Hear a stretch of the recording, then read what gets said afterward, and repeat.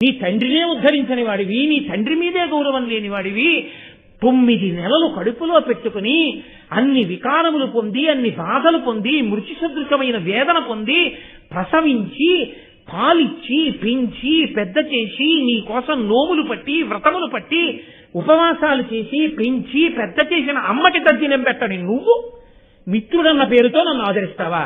నిన్ను నేను నమ్మనా? ఎలా నమ్మను? అందుకే కొన్ని వాడు చేస్తున్నాడంటేనే వాడిని నమ్మవలసి ఉంటుంది.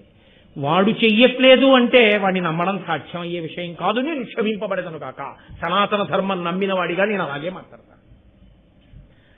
కాబట్టి జనమేజయుడు పురోహితుణ్ణి వరించమని ఎవరిని వర్ణించకూడదు, తానెళ్ళాలి. కాబట్టి ఇప్పుడు ఆయనే బయలుదేరాడు. ఏమి నేర్చుకుంటున్నాం భారతంలో మనం?